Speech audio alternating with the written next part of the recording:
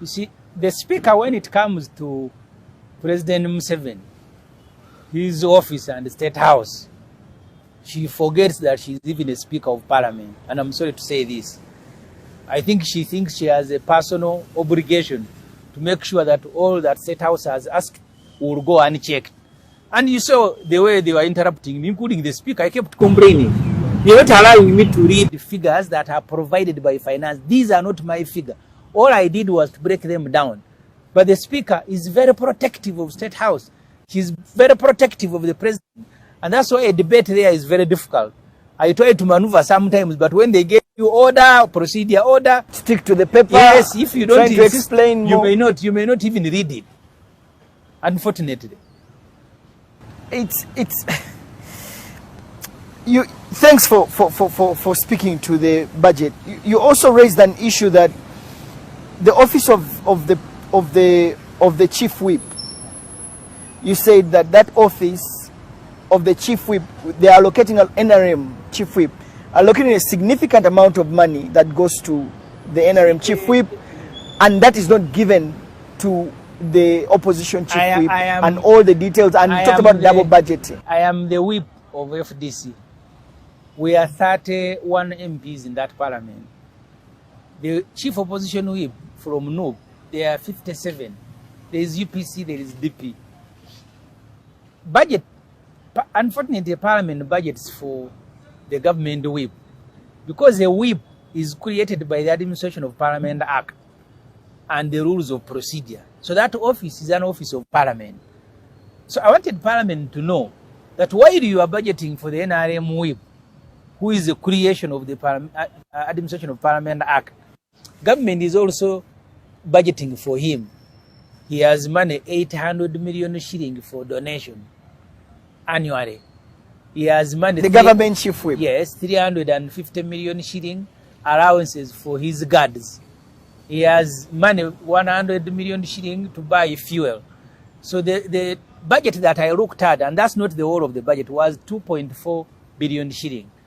And my complaint was, if you must facilitate that you created EU parliament, either you facilitate every office or you don't facilitate any.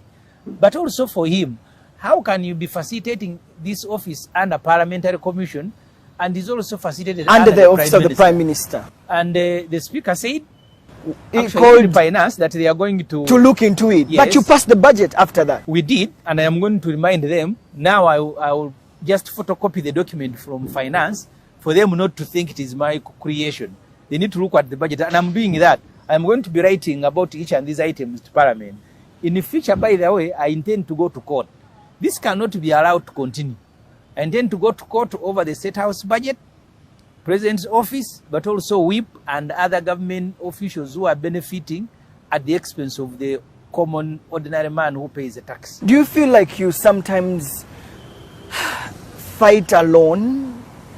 No. Do you, okay, like even with your team, do you, because you really raised these issues and it looked like members on, I was watching that very closely, and I thought that members from either section would listen to what you're saying and perhaps stand up for some of the issues. It may not be all of them, but on some of the issues that you raised, because it was evidence. You're speaking numbers, reading from, the Minister of Finance report. I thought that members of Parliament in that house would have said, okay, can we amend this?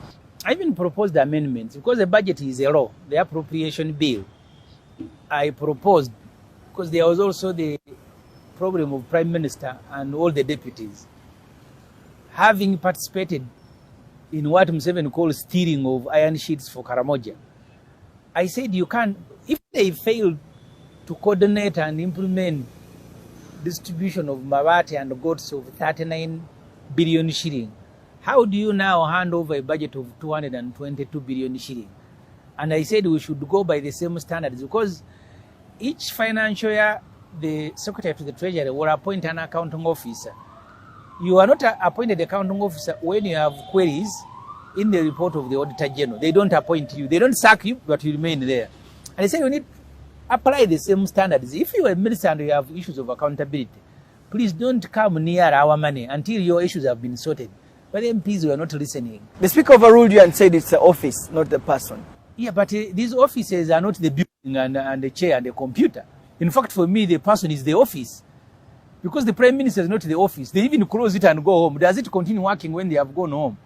But unfortunately, they will not listen. All of the Speaker is going to be very protective. The NRM MPs will vote the way they are instructed. And then, because they are the majority, but we will continue speaking. Maybe in the future, and that's why I told Parliament in my report, that these figures that you are passing today, one day you can be called to account. You can be arrested for breaking the law. And you are just laughing. Because if you break the law during the process of appropriation, you can be called to account individually or collectively as an institution. Let's talk about the source of the money. We've talked about how people are going to spend it with the bare minimum, but source of money is very important. And 29 trillion shillings is going to come from projected from URA, tax collection from the people. Do you think that we're able to raise money from the taxpayers to meet that target of 29 to actually facilitate the budget? You see, the URA will move hard on every business, even close some. But the economy at the moment is not working well. In fact, for me, I think this is our worst. The reason they projected 29 is because they wanted to show that the economy has grown. In fact, we can still go and borrow. But if we are a country that want to live within its means, we should even have reduced the budget from 48 trillion of last year to about 30 that we can finance. Then you don't have to go to the same commercial banks and borrow. And then maybe for the next 3 years, if you don't pick money, instead of paying 6.1 trillion shilling interest, it will reduce maybe to 1 trillion. And then in the future, maybe when you have money for oil, when you have money for minerals, you can raise the budget to realistic figures. By the moment, URA, I have told you last financial year, the correction was 17. Even the performance now hasn't drastically improved. So this was just a gimmick that you present a very big figure. When the president is reading the budget, he will be speaking about an economy that is growing because the figures show. When actually they will not be able to correct that money next financial year, and they know it. External borrowing, they said they're not borrowing. Our debt to GDP has actually, I read the IMF report some time back, and there were worries, and the World Bank report, that we had crossed the red line of 50%. Our debt to GDP, last time I checked, it was about what, 80 trillion. Yeah. And we are going to also, well, I heard that we are not on the floor. The finance team was saying they're not going to go into external borrowing, but rather they will focus on internal borrowing and actually look for more funding. See, external borrowing is cheaper because the money that you get from IMF and all, by the way, including China, China will lend you money at a commercial rate maybe of 4 or 5%. The money that you pick from commercial banks here is at 18%.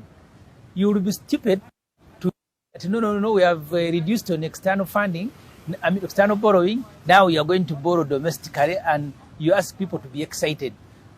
The reason where money to be borrowed from outside is reducing is because you need to have looked at the tweet the Secretary to the Treasury recently tweeted when he was in Washington to meet World Bank and IMF. They said the money is no longer available if you want to borrow for climate change. And he actually said you now need to rework our policies. So even the lenders are not available. Even the budget support has reduced in this budget that we passed because we can't meet the condition. You're a country that is torturing its citizens. Europe will put condition when they are lending you money. But China, we owe it a lot of money because most of the projects in Uganda today, from the power dams to the airport to roads to etc., they're all being financed by money from China. And there's collateral. And China is like a money lender. If they want their money, you have to give it. That's why they even wanted to change the name of Entebbe Airport to China something in case we defaulted. So that's China. They are very strict lender. They have. But when you borrow from China, you know they, on due date, they will be knocking at their door. Europeans even at one time forgave us the debt. They said these poor people can't pay. I don't think China will forgive you. So therefore, the borrowing from external is not reducing because it is a government policy or strategy. The lenders have put condition, but they have also reduced their budget support and grants and money. So we are now squeezed. In fact, I fear that at the time of budgeting for the next financial year, our interest might be at 10% because it has been growing from 3 trillion to 4 to 5. It is now 6. And that is interest alone. You can imagine a budget of 52 trillion and one item interest is 6.1. Before you pay the principal. Before you pay the principal, and it keeps growing because you keep borrowing more money. So we are a country in crisis, but you are behaving like we are Saudi Arabia with a lot of resources in our hands. And borrowing internally can also crowd out the private sector because the government of Uganda will be competing with you. So you all go to the same commercial banks to get money. Because debt collecting is very difficult in an economy like ours. Commercial banks prefer lending to government because that money is going to be paid and it will come in lump sum. Actually, the commercial banks have become lazy because they don't have to lend to the public for them to continue making money. They just make money available for government to borrow 10 trillion.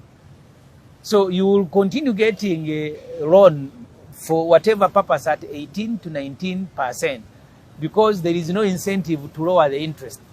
How does the future look like for the next financial year? I had an opportunity for a debate with Mr. Seven on a radio station. And I told him, when you captured power in 1986, you remember his speeches, buying furniture from Kawempe and flying a presidential jet. I told him, at that time, Uganda was the project. Today, sir, you are the project. And that's why you will have money. Look, the budget of Makerere University for a president who is promoting science is about 130 billion shilling. For the 40,000 students and the lecturer, faculty of technology, medicine, everybody. Government is going to put 130 billion shilling. The budget for donation by Museveni is 137 billion shilling. So money in his pocket to keep dishing out is bigger than the budget of Makerere University for a president who wants to promote science and technology. That's how absurd the whole thing has become. Wow. What are your fears? The economy will continue shrinking. You will continue exporting girls to Saudi Arabia. The ambassador of Saudi Arabia paid a courtesy call to the Speaker of Parliament. We have those who I think who are registered. 200,000 girls who are maids and house girls in Saudi Arabia. They are the same numbers in all the Middle East countries because we failed to grow our economy and they are abused. And you have no quarrel to make because you are the one who has failed to grow your economy. So the population will continue being vulnerable until one day either Mr. Museveni has gone, because I don't expect that Museveni will go back to the Museveni of 1986 who wanted to buy furniture from Kawempe, who was eating on a plastic plate. We now have a president who at one time had 2 jets, a president who has a convoy. I told him when in a radio program that you can with the biggest convoy, bigger than Nigeria and South Africa, the 2 biggest economy at the continent. So until we have, and the trouble that we might run into as a country is to get another president who wants to behave like himself or even worse. Then you forget about development, the status quo will remain, will continue being poor. Every citizen will be looking and hunting for a visa to go to the nearest destination. Wow. The Honorable Ssemujju Nganda, thank you so much for speaking to us. The Honorable Ssemujju Nganda leaves us thinking a lot about, are we getting our priorities right? Are we allocating monies to the right sector? What does it mean for you and me? And it makes us think so hard about where this country is going.